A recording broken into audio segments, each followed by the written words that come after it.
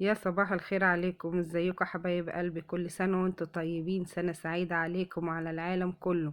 دي قناتي، قناة الأكل حكايات. لو أول مرة تشوفيني خشي خدي لفة في القناة، إن شاء الله هتعجبك، ولو عجبتك اعملي لايك وشير واشتراك للقناة. سنة جديدة ويوم جديد. النهاردة هنعمل ايه في أول يوم جديد في السنة الجديدة؟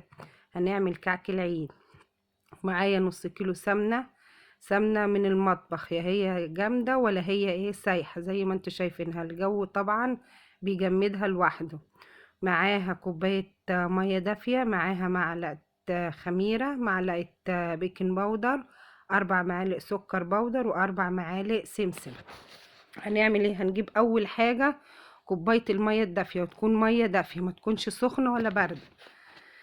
يعني الكوباية حوالي كوباية إلا عقلة صباع كده، مش مليانة. كوبايتنا العادية اللي في أي بيت. هنحط فيها معلقة الخميرة ومعلقة سكر بودر، وهنركنها الأول على جنب. هنجيب كيلو دقيق. كيلو الدقيق ده متعدد الاستعمال، أي نوع دقيق انت بتستعمليه وعارفاه حلو.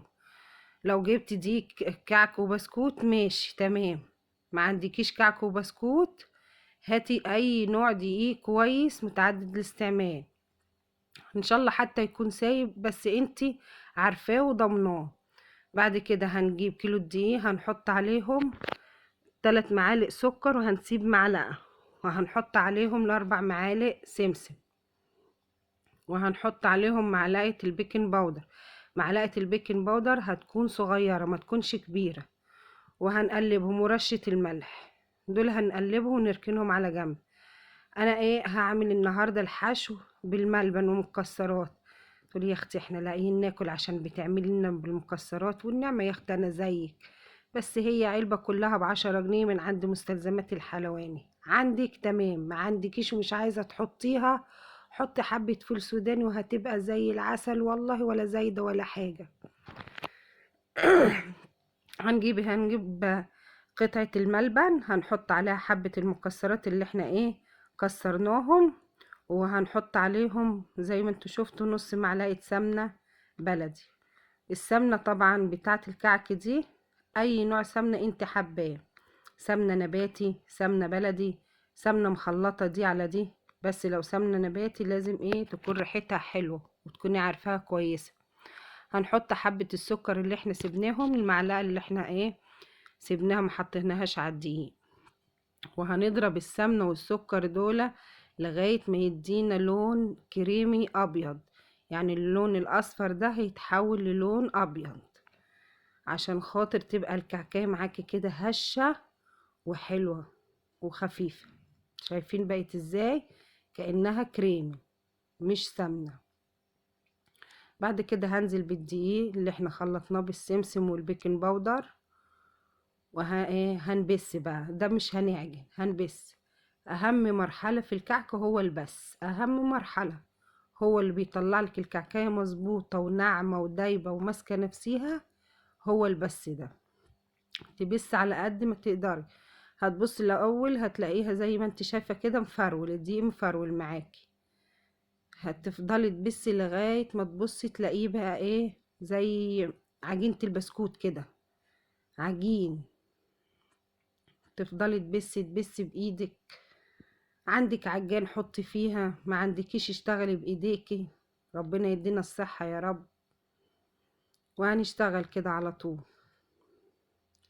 تفضلي اهم حاجة زي ما قلتلك، اهم مرحلة في الكعكة مرحلة البس، ده اهم حاجة. شوفي الاول بيبقى زي ايه، زي رملة البحر، وبعد كده هتبدأ العجينة تلم. واهم حاجة يا جماعة نوع الدقيق برضو، لازم تكوني جايبة دقيق حلو. ممكن مقاديرك تبقى مظبوطة وحاجتك حلوة وانت عاملة الحاجة زي الفل، العيب مش فيكي، وتلاقي الكعك باظ منك. ده بسبب ايه؟ بسبب نوع الدقيق. لازم تكوني جايبة دقيق انت ضامناه وعارفاه. يعني ما تروحيش تجيبي دي مثلا سايب من اي عطار وتبقي مش عارفة بتاع ايه، ممكن يكون بتاع مخبوزات مش بتاع كعك وبسكوت، ويطلع معاكي مش حلو وتقولي الكعك باظ مني، دي المقادير مش حلوة، انا في حاجة عملتها غلط. لا، ممكن يكون الدقيق هو اللي غلط. فانت لازم تجيبي دقيق تكوني ضامناه. يعني لو انت جبتي مثلا دي اكياس، في عندك الضحى، في عندك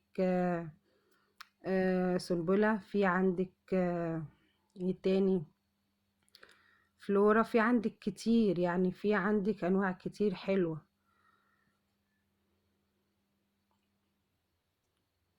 بس شايفين احنا بقى حطينا بعد عملية البس كلها والعجينة ما طريت معانا ولمت، بدأت انزل بايه، بكوباية المية حبة بحبة. المية بعد هتلاقيها ايه، الاول نشفت العجينة، هتبس فيها تاني برضو لغاية ما توصل لانها ايه، تطرى معاكي. وتجربيها، تمسكي واحدة كده تكوريها وايه وتطبطبيها، لو لقيتي فيها تشققات تعرفي اني لسه عايزة بس معاكي تاني. لا طلعت مظبوطة معاكي خلاص. طبعا يا جماعة الكعك ما بي ايه، ما بيخمرش، وخصوصا الكعك البارد. هنجيب كده هنكور وهنحط الحشو اللي احنا عملناه. طبعا انا عجنت الحشو واديته البنت، هي اللي ايه كورتهولي. بعد كده هكور على طول وهحط الحشو. اللي هحطهم فيهم حشو هخليهم لوحديهم، واللي هتعمليه سادة برضو هتخليه لوحده، عشان ده بياخد سوا وده بياخد سوا. طب ايه السوا بتاعه؟ الكعك بيدخل السادة على درجة حرارة 180، هتكوني مسخنة الفرن الأول وتحطيه على درجة حرارة 180. طب المحشي بتحطيه على درجة حرارة عالية على 200، لأن ما بياخدش سوا زي ايه، زي السادة. طبعا أنا عملته بالبصمة اللي معايا، البصامة. وانتي أي نوع بصامة انتي حباها، اللي هي بنجيبها كده ونحط فيها عادي، اللي هي الخشب دي اللي طالعة في منها في العتب في اي مكان عادي، اللي زي بتاعتي دي عادي، اللي انت حباه يعني الشكل اللي انت حباه اعملي بيه. كعك سهل وبسيط وما بياخدش اي وقت، صدقوني ما بياخد اي وقت، بس انت امشي على الطريقة دي مظبوطة وهيطلع معاكي احلى كعك، احلى من بتاع المحلات من بره. قال ايه، الكيلو ب100 جنيه؟ طب وليه؟ ده احنا هنتغرق بال100 جنيه يا جماعة، مش للدرجة يعني الغلا اللي احنا فيه. بصي من جوه ماسكة نفسيها، بس دايبة كده، تحطيها في بقك دايبة، وما تقلقيش السكر والسمسم مظبوط.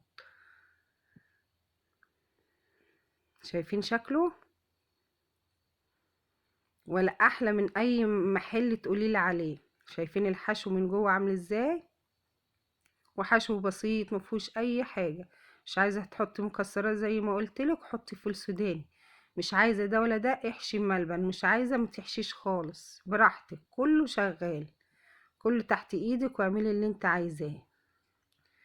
هرش كده، هتجيبي كيس كده تفرديه وتحطي عليه الكعكة، احسن لك من انك ايه تحطي والسكر يتبهدل منك كده. هتحطي ترشي السكر وتشيل الكعك، هيفضل السكر زي ما هو، هتلميه من تاني وترشيه. طبعا ما احنا لازم ايه نوفر ونخلي بالنا، كل حاجة دلوقتي غالية ولازم نخلي بالنا.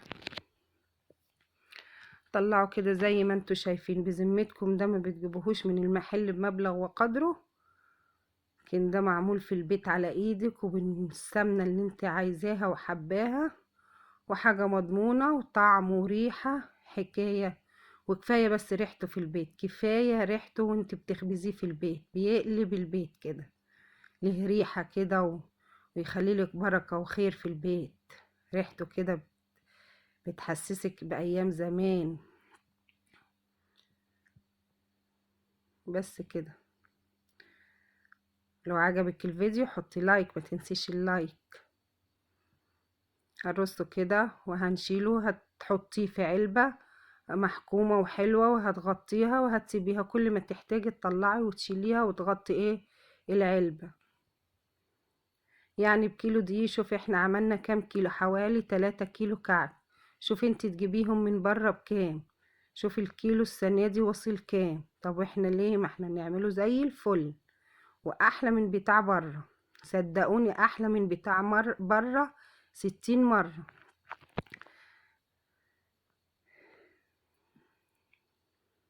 شايفين عامل ازاي؟ زي ما قلت لكم درجة الحرارة